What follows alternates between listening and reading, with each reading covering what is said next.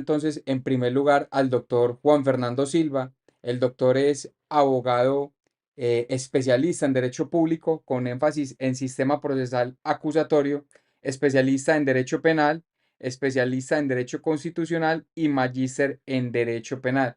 Como les indicábamos, incluso desde hace 8 días, escritor también de un libro sobre este tema en específico. Nuevamente, doctor Juan Fernando, muchas gracias por aceptar la invitación y tiene usted el uso de la palabra. Correcto, muy buenas noches a todos. Muchas gracias por conectarse. Se ve el cansancio acumulado de la semana, de la hora, y pues voy a intentar hablarles sobre el tema de hechos jurídicamente relevantes. Aunque Felipe lo anuncia, las consecuencias, muy probablemente por cuestiones de tiempo, no lleguemos hasta ese punto. Voy a tratar como de avanzar lo más posible porque el concepto de hechos jurídicamente relevantes pues tiene bastantes aristas. Yo traté de hacer una presentación rápida para que no se duerman, y si en algún momento creen que el tema está muy denso o está muy aburrido, no, sino que me indiquen, intentamos hacerlo de otra forma. Ustedes me confirman si estoy compartiendo pantalla en este momento. Sí, señor. Ahora sí. Entonces, eh, procedo a explicar el tema. Lo primero que nos debemos preguntar entonces es saber qué son los hechos, qué entendemos por hechos, porque a partir de ahí podemos construir entonces qué son los hechos jurídicamente relevantes. Tenemos que, en una aproximación muy genérica, diremos que hecho es todo fenómeno que altera el mundo, que altera lo que se tiene hasta el momento, y cuando lo relacionamos con el derecho, pues es el derecho, la norma jurídica, la que selecciona de ese universo de hechos que puede ser relevante para el derecho, y claramente entonces ahí tenemos que es un hecho jurídicamente relevante. Y esto también nos lleva a decir que el tema de moda, el concepto de hechos jurídicamente relevantes, que siempre se nos habla, pero que no hemos concretado qué son en últimas, no es nada nuevo en el derecho ni nada novedoso. Incluso la mayoría de especialidades del derecho operan, bajo esa lógica. Incluso desde que estamos en la facultad, cuando nos aproximan también al concepto genérico de la norma, pues nos dicen que la norma es un supuesto de hecho, y cuando se clama jurisdicción, ese supuesto de hecho lo que hace cuando se va ante la jurisdicción es que yo ante el juez acredito el supuesto de hecho y obtengo la consecuencia jurídica que define la norma. Y esto que parece entonces tan claro, la norma selecciona los hechos que son relevantes para el mundo jurídico, y la norma establece la consecuencia cuando se acredita ese hecho. Pero paradójicamente, específicamente en el derecho penal colombiano, pues no hemos obrado sobre algo que parece tan lógico, y pareciere, me atrevo a decir, que obráramos bajo principios generales del derecho no aplicables al tema. Esto es que el juez conoce el derecho, o dame los hechos que yo te daré el derecho, y ello así entonces que los hechos en Colombia y en el proceso penal colombiano se traten con total informalidad, y los mismos solo venían a importar al momento en que el juez evaluaba la prueba y pues dictaba la consecuencia jurídica. Y una evidencia de ese proceder indebido o extraño del derecho procesal penal colombiano está en las legislaciones anteriores, la 2700 de 2000 y la ley 2700 de 1991, la ley 600 de 2000. Concretamente en el artículo 600 decía que el juez, luego determinada la práctica probatoria, práctica con ese principio de permanencia de la prueba, pues el juez evaluaba y determinaba si había que cambiar o no la calificación jurídica. Si así lo encontraba, se lo decía al fiscal, e incluso el fiscal, así no estuviera de acuerdo, el juez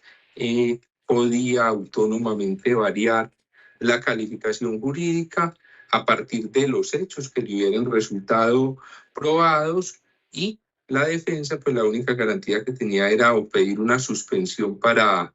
reevaluar su posición, incluso solicitar algunas pruebas, pero en concreto entonces no había nada estricto sobre los hechos jurídicamente relevantes, y ello fue por muchos años así. Luego del acto legislativo 03 de 2002, que estableció entonces el concepto de hechos jurídicamente relevantes, fue la primera vez que en una codificación colombiana, o por lo menos revisada las anteriores, se plasmó estos términos, hechos jurídicamente relevantes. Solo se aluden en dos artículos, el artículo 288, numeral 2, y el 337, y la norma, la ley 906, tiene la particularidad de que no dice que son los hechos jurídicamente relevantes, solo dice que se debe hacer una relación clara y sucinta, pero en concreto no dice que son los hechos jurídicamente relevantes, y bajo la forma que los operadores jurídicos veníamos trabajando, y en ello me refiero a litigantes, fiscales y demás intervinientes, pues nos dedicamos a desarrollar muchos otros institutos novedosos de la ley 906, las audiencias preliminares, el juez de control de garantías que era extraño y demás, pero como tal los hechos jurídicamente relevantes, pues lo tomamos como una simple terminología del legislador sin darle ninguna relevancia e importancia. De alguna forma, la Corte Suprema de Justicia, si utilizaba el término, pues era para referirse a problemas de congruencia, pero no le daba ninguna implicación práctica concreta. Fue entonces, luego de 12 años de vigencia del sistema acusatorio, que la Corte empezó a identificar problemas. Podemos identificar como sentencia hito la SP 3168 de 2017, y es allí entonces por la magistrada Patricia Salazar que bastantes temas valiosos desarrolló en la jurisprudencia y en el actual proceso penal colombiano. Fue a partir de esta sentencia 3168 de 2017 que se hizo entonces, si se quiere, el alto en el camino. Se dijo: existen los hechos jurídicamente relevantes, son importantes, tienen consecuencia su desatención, pero antes de intentar definir qué son, creo que para acercarnos al concepto, lo principal sería rastrear el carácter fundamental o la relación con los derechos humanos del concepto de hechos jurídicamente relevantes, y este lo encontramos en el artículo 14 del Pacto Internacional de Derechos Civiles y Políticos, que, como bien sabemos, integra la Constitución con rango constitucional por medio del bloque de constitucionalidad. Dice esa norma entonces, como garantía fundamental, que toda persona acusada de un delito tendrá derecho a ser informada sin demora, en un idioma que comprenda y en forma detallada, la naturaleza y causa de la acusación formulada contra ella. Y esta cláusula la recoge en forma muy parecida el Código de Procedimiento Penal, como principio rector en el artículo 8, literal 8, cuando indica que el procesado tiene entonces derecho a conocer los cargos que le sean imputados, que sean expresados en términos comprensibles, y a la vez que se circunstancien, que se expresen las circunstancias de modo, tiempo y lugar que los fundamentos. A partir de la sentencia hito que les referí, entonces la Corte Suprema de Justicia empezó el desarrollo y la construcción. Existen a la fecha más de 100 pronunciamientos en los que la Corte o desarrolla el término o le da implicaciones al término o consecuencias a los hechos jurídicamente relevantes. Hice entonces un rastreo en el texto que refiere el doctor Felipe, y en todas estas sentencias, desde 2007, hay otras dos, tres posteriores en 2023, luego de la SP 344, parten entonces de ese concepto que definió la Corte, que estableció que los hechos jurídicamente relevantes corresponden al presupuesto fáctico previsto en la norma establecido por el legislador. Esto es, aquellos hechos que encajan en la descripción normativa del tipo penal, intentando decir, en otras palabras, darlo es más sencilla. Entonces podríamos afirmar que los hechos jurídicamente relevantes consisten en la atribución de correspondencia fáctica del hecho fenoménico con lo previsto en la norma como delito, es decir, aquellos hechos que encajan en la descripción normativa del tipo penal y que son atribuidos a la conducta del ciudadano concreto que es llamado al proceso penal. También dicho de otra forma, es atribuir al autor de un hecho que es relevante para el mundo jurídico un modelo comportamental que previamente ha definido el legislador y entonces establece la jurisprudencia que para poder diseñar los hechos jurídicamente relevantes, se requiere una correcta interpretación de la norma penal para determinar los supuestos fácticos que encajan en ellas, entonces equivale a verificar la hipótesis de la acusación y esta de comprender todos los elementos del tipo penal. La Corte trae una última definición, es la adecuada interpretación de la adecuada interpretación de la ley penal, permite determinar la conducta que en abstracto el legislador estableció como consecuencia una norma jurídica. Aunque pueda resultar tedioso, pero en algún momento intentando no solo preparar esta conferencia, sino desde que escribí el texto, la pregunta inicial era por qué si la Corte desde hace bastantes años, desde 2017, definió que eran los hechos jurídicamente relevantes, por qué se siguen causando y generando problemas y nos ha dado entonces esa breve entender algo que parece tan sencillo.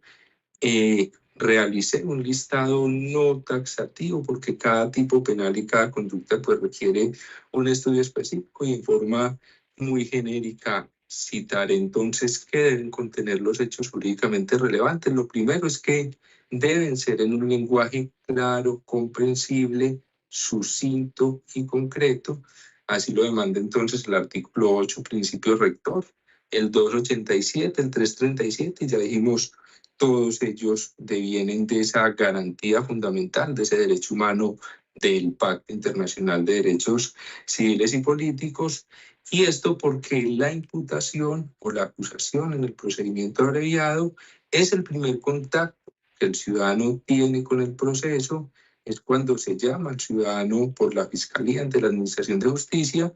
y evidentemente todos los ciudadanos o su gran mayoría pues son legos en derecho, no tienen los más mínimos conocimientos, incluso en la práctica a veces ni saben que específicamente una conducta es delito o qué delito es. Y aunque la audiencia se tramite entre abogados, fiscal, defensor y juez, pues es necesario bajar el nivel para poder determinar los hechos jurídicamente relevantes, como ese contacto inicial que tiene el ciudadano ante la Administración de Justicia. Debe indicarse el tiempo y lugar y ocurrencia en la forma más posible, discúlpenme, en la forma más precisa posible. Si son varias personas o hechos, deben identificarse y separar el concurso de hechos y personas, pues ello permite entonces individualizar un hecho de otro o que no tenga relevancia jurídica o que tenga una circunstancia específica, un fuero, una prescripción, una víctima, y ello es indispensable no solo porque permite diseñar la teoría del caso, sino que cuando se delimita en un espacio verificable el hecho, pues resulta más fácil su prueba y también resulta más fácil la coartada, que puede establecer la defensa. Y suele entonces suceder en la práctica que se acusa que entre el año tal y tal se realizaron tales conductas, pero sin diferenciar unas de las otras, y todo ello puede tener consecuencias graves para el proceso, para la administración de justicia, para la prueba. Como lo indicaba, si se trata de varios delitos, debe expresarse la base factual de cada uno de ellos, incluso si se trata de un concurso homogéneo, porque si se separan unos de otros, ello puede entonces incidir en la prueba a decretar, la prescripción de unos sí, de otros no, la aceptación de cargos puede ser por unos delitos y no por otros, la determinación de las víctimas, la reparación, el reintegro, la favorabilidad cuando hay tránsito de legislación, la tasación de la pena y otras determinaciones que pueda realizar el procesado, el modo de comisión, si es por acción o por omisión, debe indicarse cuál es la acción, su nexo causal con el resultado antijurídico. Si es omisión, recordemos entonces no solo decir cuál es la conducta omitida, sino de dónde se deriva esa posición de garante. Es sabido entonces que la posición de garante se deriva de la ley o de un estatus especial y debe estar plenamente establecido, al igual que el nexo de causalidad. Se debe determinar cuál es el modo de comportamiento específico, si es dolo, si es preterintención, si es culpa, diferenciar las modalidades de culpa, pues de ello no solo depende la pena, sino la pertinencia de la prueba, la teoría del caso, hemos dicho, incluso hay que definir los presupuestos subjetivos que acompañan algunas conductas como título o como ejemplo. Entonces, esa finalidad de obtener provecho ilícito se ve muy claramente en los punibles relacionados con estupefacientes, esa conducta o ese elemento subjetivo que sea diferente al consumo,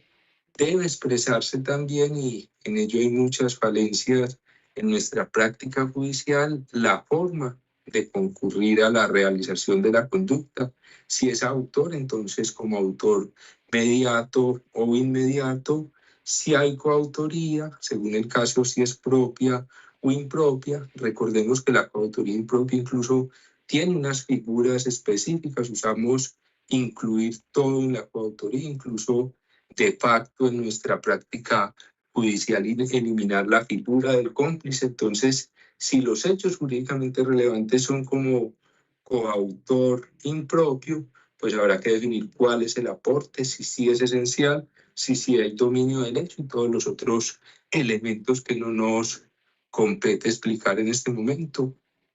Debe entonces establecerse la forma de concurrencia. Ello incide en la responsabilidad punitiva, el juicio de reproche, la carga probatoria, la tesis de descargos, y son elementos entonces que deben verificarse al realizarse la definición de los hechos jurídicamente relevantes. Se debe contener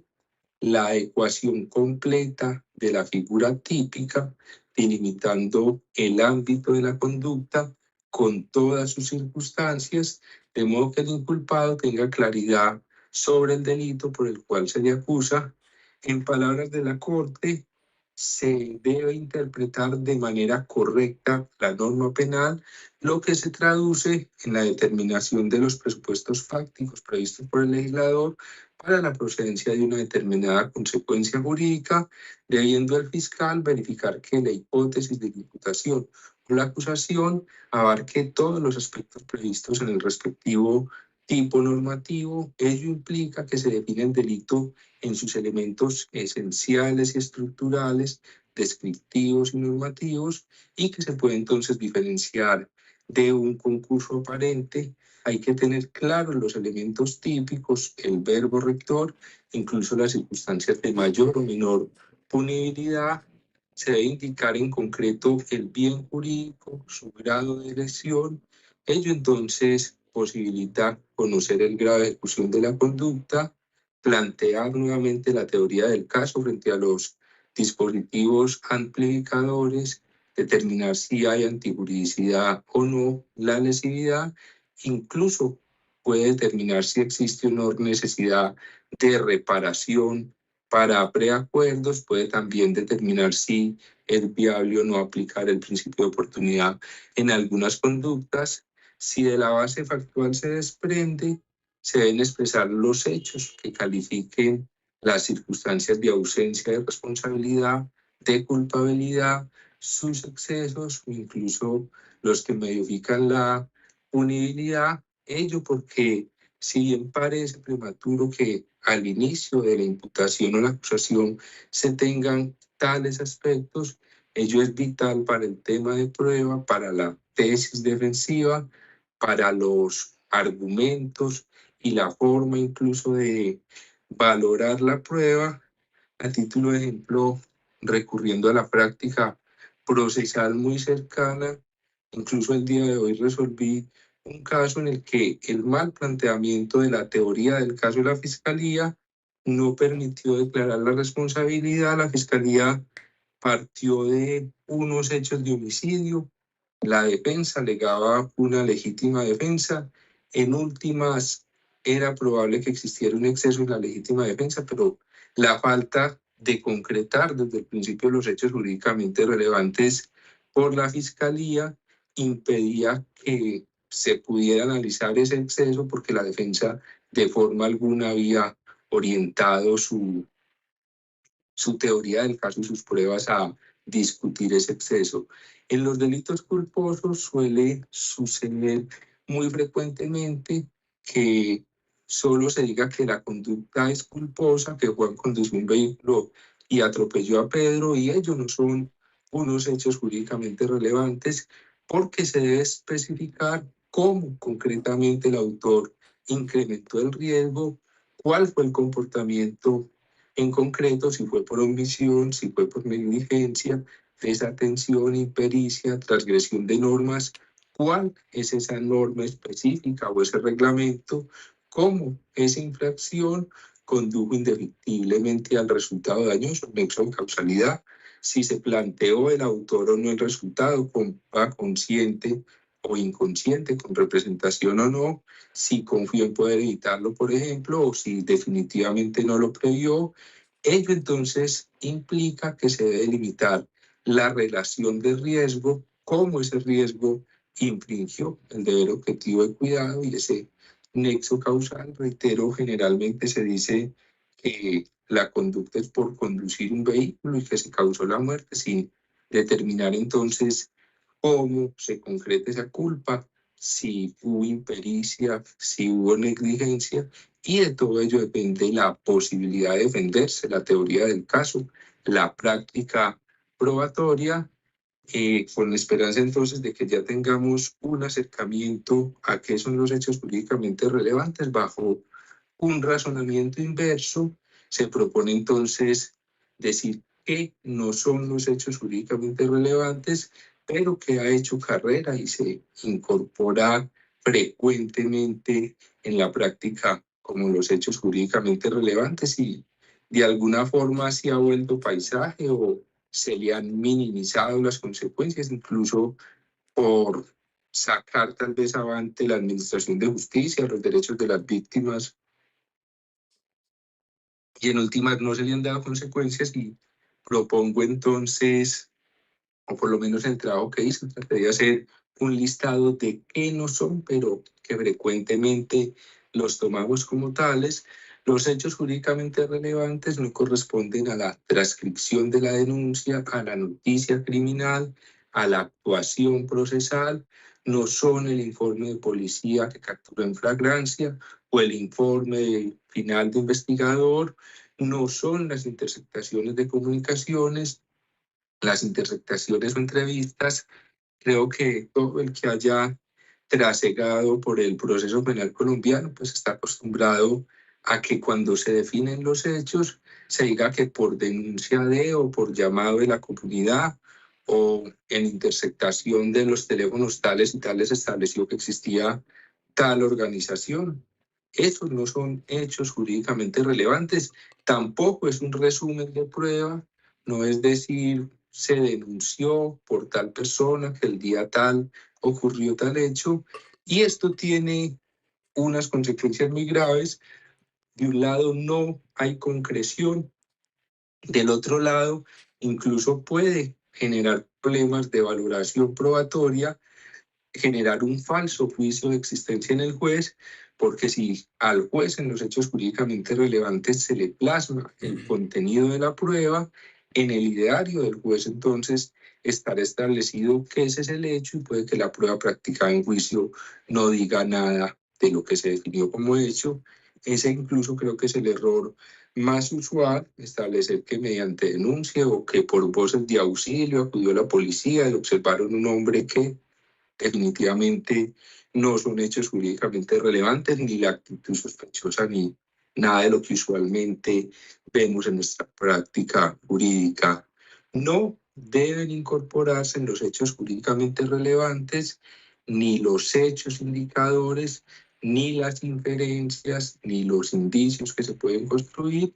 En palabras de la Corte, son hechos indicadores los datos a partir de los cuales puede inferirse los hechos jurídicamente relevantes. Desde la sentencia Ito, la Corte recurre a un ejemplo bastante sencillo que permite entender: no es un hecho jurídicamente relevante afirmar entonces que tal día en tal parte se escucharon disparos, que se vio a un ciudadano correr,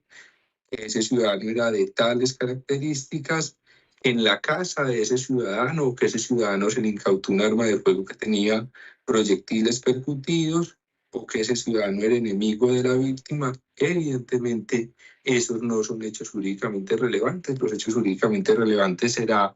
cómo, de qué forma y en qué lugar y quién causó la muerte, sin perjuicio entonces de que probatoriamente sí se construyan los hechos jurídicamente relevantes. No es entonces un hecho jurídicamente relevante decir que Juan odiaba a Pedro por tal sentido o que quería cobrar la herencia. Eso se definirá entonces cuando vamos a la agravante específica y entonces si hay ese motivo fútil o esa venganza, pero en concreto no es un hecho jurídicamente relevante decir que existe esa enemistad. No deben de ninguna forma contener argumentos dirigidos a demostrar la responsabilidad del imputado o el acusado. Esto es, las valoraciones, las interpretaciones anticipadas de la prueba o el juicio de reproche como tal sobre la gravedad del delito. Ello es propio de los alegatos de clausura del juicio. No se deben realizar juicios morales, éticos o personales. Si bien hace parte de los hechos jurídicamente relevantes identificar la modalidad de actuar, el bien jurídico y su lesión, las circunstancias de agravación o de mayor punibilidad, ello no implica que deban realizarse juicios en torno al actuar. Los hechos jurídicamente relevantes deben narrarse en una forma neutra en el relato, sin juicios de desvalor. Reitero, yo es objeto de los alegatos de conclusión, incluso de los parámetros de individualización de la pena. No se deben plantear hechos o cargos alternativas, esto es, que admitan varias hipótesis o interpretaciones. Por ejemplo, cuando se atribuye que un apoderamiento de dinero puede ser un hurto, una estafa, un abuso de confianza, o que un abuso sexual o unos actos diversos al mismo, o que un acceso carnal puede ser abusivo con menor o porque estaba en incapacidad de resistir, o que un homicidio se realiza por piedad, o que si omitió salvar la vida, pero sin especificar si es un homicidio en comisión por omisión o una omisión de socorro. No debe inflarse o sobredimensionarse la imputación. Se deben evitar los concursos aparentes y de existir, pues el fiscal tiene que solucionarlos. La jurisprudencia denomina el llamado juicio de imputación. Dice que el juicio de imputación es interno del fiscal. Consiste en que el fiscal analiza los elementos, convocación probatoria a su disposición, extracta el hecho, otorga la calificación jurídica, pero todo ese proceso tiene que ser interno. Si hay concursos aparentes o no, tiene que resolverlos el fiscal internamente antes de plantear los hechos jurídicamente relevantes.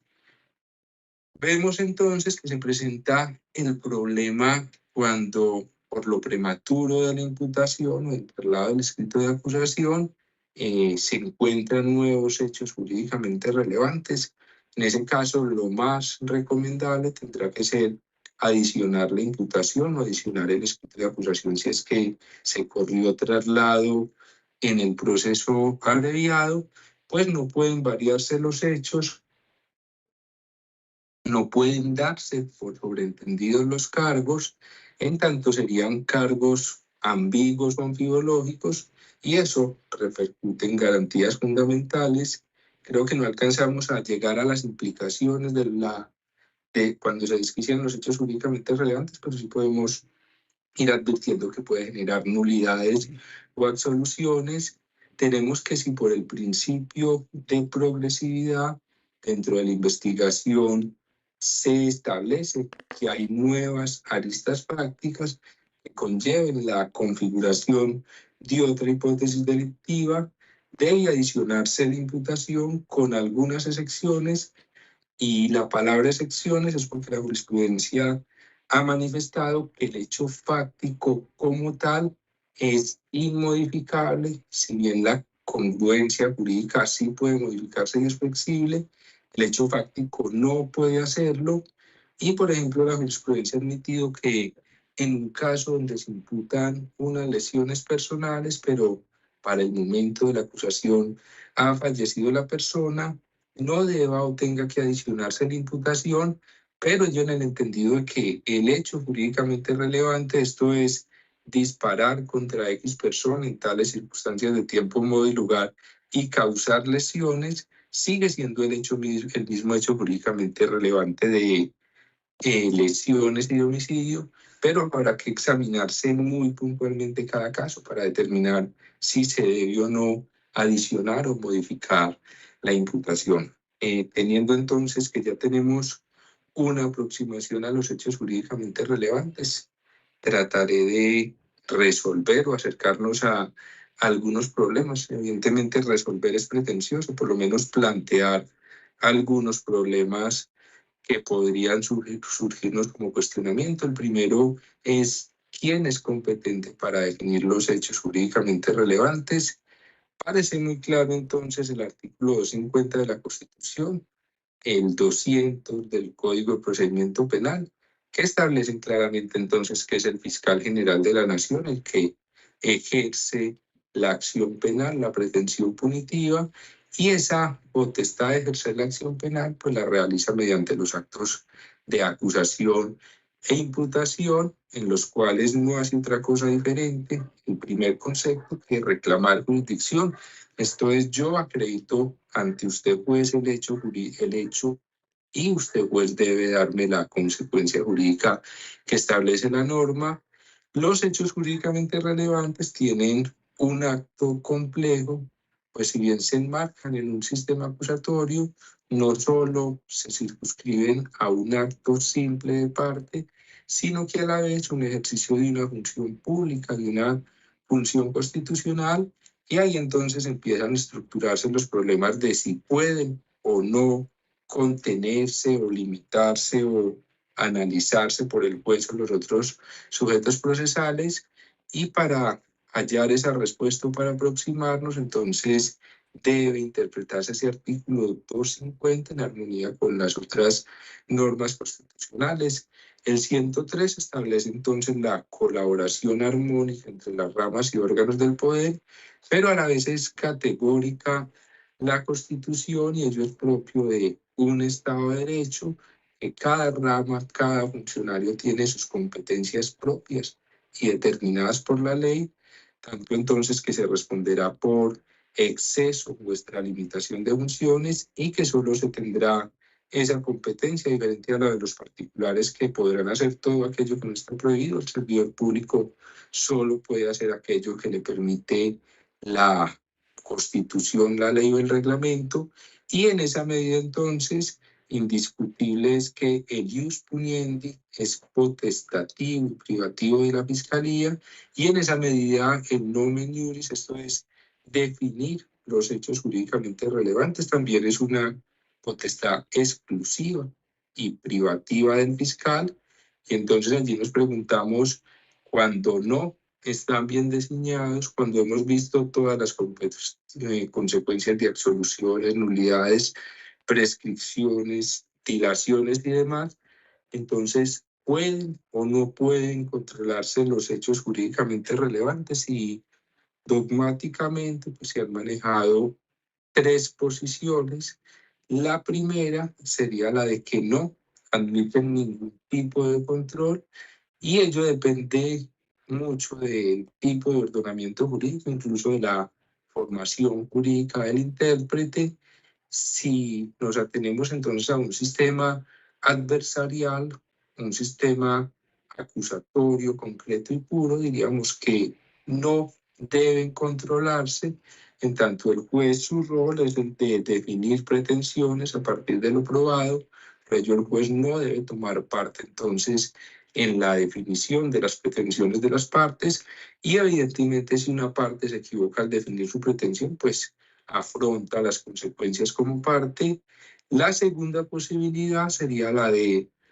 ejercer un control medio por darle algún nombre. En este caso, el juez puede intervenir tangencialmente, realizando un control formal en cuanto a la calificación o material respecto de los hechos, pero respetando los roles de cada parte. Colombia se aproxima a ello. Ahora trataremos de decir algunas palabras sobre el tema y esa intervención, no obstante tratarse de un sistema, la Corte ya dijo que no era acusatorio, sino con rasgos acusatorios para poder incorporar muchos otros temas que no viene al punto de tocar, y la justificación entonces para que pueda interferirse en los hechos jurídicamente relevantes, pese a que el sistema se conciba como acusatorio, pues es la naturaleza constitucional y todos los derechos fundamentales que se encuentran en juego, los del procesado, los de la víctima, los de la misma sociedad, la justicia, o los fines de la administración de justicia, y por ello podría haber una intervención media que podría variar entre controlar materialmente el hecho o controlar jurídicamente su calificación. Una tercera posibilidad sería un control activo total. Cuando se analiza esta posibilidad surge bastante sugestiva, pues nos pensamos o nos remitimos inmediatamente a un concepto de rangos inquisitivos en los que se es juez y parte y se controla la acción y la pretensión por el mismo que ejercería el juzgamiento, y ello nos llevaría entonces en principio a rechazarlo, pero curiosamente, y si se va más allá y lo refiero como algo novedoso, que es bastante interesante, considero que ese control total sería el que mejores rendimientos otorgaría, pero bajo la condición de que exista un juez medio, un juez diferente al de conocimiento que controle esos hechos jurídicamente relevantes, porque de esta forma entonces se evitaría desgaste innecesario de la Administración de Justicia, fracaso de procesos, consecuencias para víctimas o consecuencias para el derecho de defensa de los procesados, porque no sería una intromisión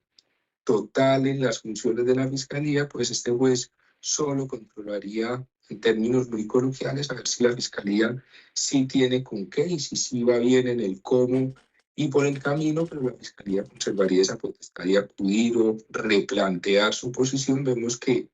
no sería rechazar esa posición de la Fiscalía, sino por el contrario, otorgarle la posibilidad de que refuerce y que cuando acuda a la Administración de Justicia tenga un panorama claro. Incluso ello permitiría que la verdadera naturaleza premial del sistema funcionara, pues si tenemos este control medio al que va la defensa y el procesado, claramente se sabría que cuando se va ante el juez de conocimiento, pues la Fiscalía de alguna forma sí tiene su caso bien armado y ello permitiría un gran desarrollo del sistema premial. Y vemos entonces esa existencia de ese juez de control medio en el Estatuto de Roma de la Corte Penal Internacional, en el artículo 61, y en sistemas mucho más cercanos como el de Puerto Rico y el de Estados Unidos, se traduce más o menos como una evidencia de causa probable en la que se realiza ese control antes de ejercer en concreto la acción penal y llamar a juicio a un ciudadano. Incluso dentro de nuestra legislación, en el principio, en el proyecto inicial de la ley 906, en los más iniciales, se estableció, pero luego en las discusiones se abolió. Especulo yo que puede haber sido por temas presupuestales o porque definitivamente resultaba muy exótico, presupuestales porque implicaría crear otro tren de jueces para aportar tal posibilidad. Tenemos entonces, o afirmé a partir de la jurisprudencia, que en Colombia sí hay un control medio, pero antes de aproximarnos tenemos dos problemas bastante graves y nos preguntamos cómo, cuándo y quién controla los hechos jurídicamente relevantes. Y esos problemas se generan en deficiencias legislativas. Primero, porque el Código de Procedimiento Penal solo refiere el concepto de hechos jurídicamente relevantes en la imputación, en la acusación, pero de forma alguna define qué son, cómo se hacen, qué contienen, qué no contienen. Y adicional a ello, el segundo problema es que tampoco dice cómo se controlan, en qué audiencia se controlan, quién los controla, cuáles son los recursos, de modo que esas respuestas que buscamos de cómo, cuándo y quién los controlan, pues habrá que hallarlas o a partir de aplicación de principios rectores o a partir del desarrollo jurisprudencial como criterio auxiliar. Tenemos que, aunque existe un consenso en que no, el jus puniendi es de la Fiscalía y que en principio no puede ser cuestionado por el juez ni por las partes, ha dicho la jurisprudencia que se puede realizar un control formal, pero de alguna forma diremos que la jurisprudencia se ha quedado corta, pues ese control formal permanece en una zona gris porque no se ha dicho ni cómo se realiza, ni cuándo se realiza, o qué debe entenderse con control formal, pues todos sabemos que cuando lo formal no se controla o que la falta de un control, aunque parezca formal, pues puede tener efectos sustanciales y que lo material mucho más que puede representar efectos sustanciales. Y la Corte Suprema de Justicia pues siempre se reserva, o considero en una crítica personal, pues que alguien tenga un concepto diferente, se reserva definir qué es ese control formal y vemos entonces que hay cierta ambivalencia en sus decisiones. En unas opta por decir que el control debe repelerse, que es muy excepcional, que porque se trata de un acto de parte, que en esa medida no debería ser ni anulable ni controlable.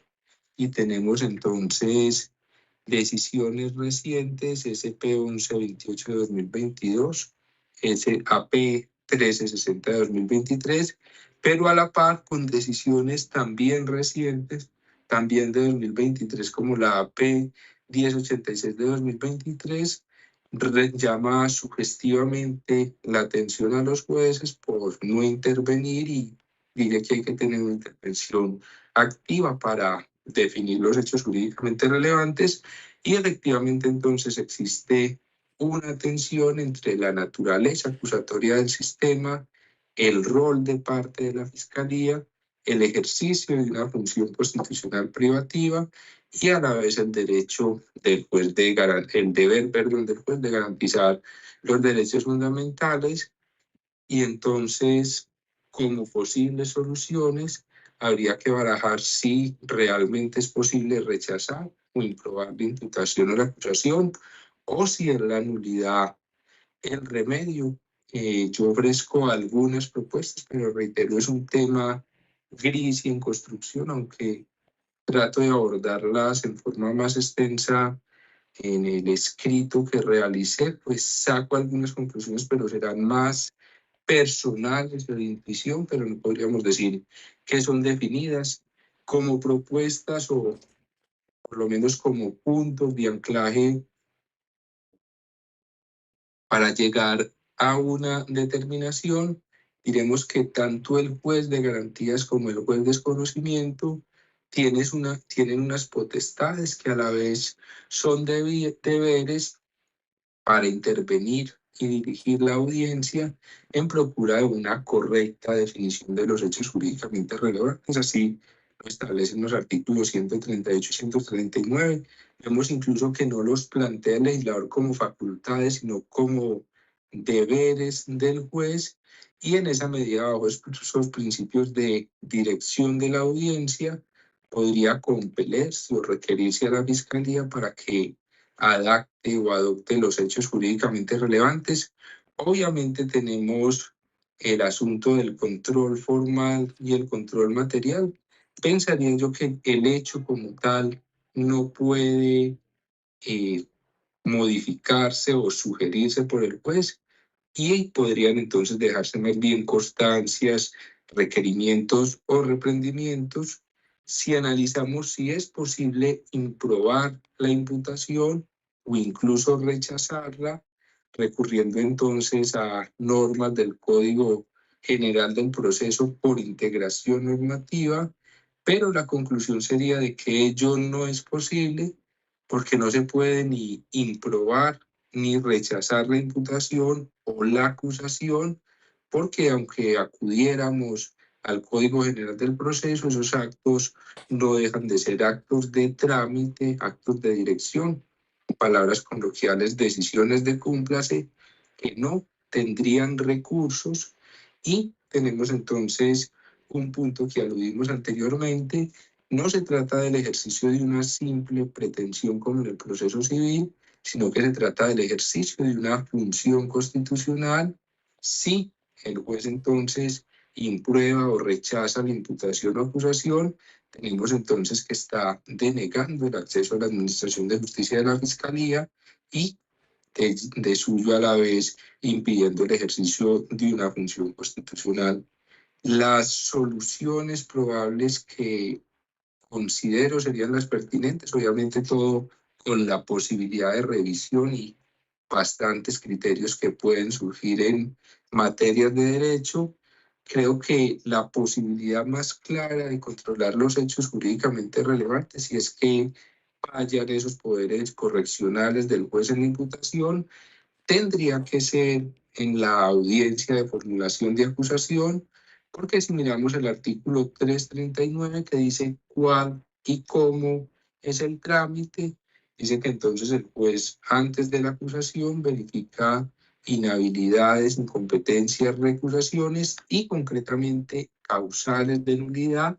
Y si nos preguntamos entonces qué puede anular el juez de conocimiento en la audiencia de acusación, pues la consecuencia es que únicamente podría ser la imputación. Esto entonces nos resuelve si es un acto de parte que es anulable o no. Conforme ese artículo 339, yo diría que sí, porque si el 339 dice que el juez resuelve sobre nulidades, es claro que las otras decisiones ante el juez de control de garantías no serían anulables porque no tienen importancia como tal para la acusación. Una legalización de captura, una incautación, un comiso, en nada importan para el acto de acusación. El único acto que podría ser anulable entonces sería la imputación. Ahora entonces, si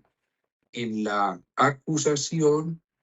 aunque la norma trae al principio la posibilidad de anular y no después de leer el escrito, como si lo hace en el proceso abreviado, diremos que si pasó la acusación, bien porque la fiscalía no atendió esas recomendaciones, anotaciones, constancias o apremios que hizo el juez director del proceso, si ello pasó así, tendrá el juez entonces en últimas que hacer el control de los hechos jurídicamente relevantes ya en la sentencia o instancias posteriores. Vemos que, por ejemplo, en los preacuerdos, como se dicta sentencia y cómo se evalúa la prueba, se admite la jurisprudencia,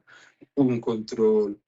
material. Quedan muchos temas que por cuestiones de tiempo entonces no se abordan, pero que sería importante pensarlos. Si el remedio es la nulidad, ¿quiénes estarían legitimados para impedrar esa nulidad y en qué escenarios? Se preguntaría uno si la fiscalía no podría porque ya se convalidó y porque por ese principio de protección fue la misma fiscalía la que le engendró. La duda es si las víctimas sí pueden o no pueden, si el Ministerio Público puede o no puede, si participó en esas audiencias y no dijo nada, pudiendo hacerlo. Es claro, sí, que para la defensa no se convalidaría porque la defensa no está obligada entonces a arreglarle los hechos, la teoría del caso a la defensa, y aunque se hace entonces en la promesa de esta intervención, las consecuencias, diremos, muy someramente que hay consecuencias para el tema de prueba, que hay consecuencias para la congruencia, que hay consecuencias para el derecho de defensa, que hay consecuencias para la administración de justicia por la pérdida de tiempo y de recursos, que hay consecuencias para las víctimas o por dilaciones, o porque a veces sucede la prescripción. Otro tema también a pensar es si en el momento en que el juez encuentre la nulidad, debe primar esa nulidad o debe primar la absolución y si habrá legitimidad para someter a un ciudadano a un segundo juicio por un error que no fue. Como digo, pues son bastantes los temas conexos que habría que analizar, pero que evidentemente el tiempo no nos permitiría ir más allá para no abusar entonces y también para escuchar las importantes exposición de Juan Guillermo. Creo que termina. Gracias. Doctor, no se preocupe que en la serie de preguntas estoy seguro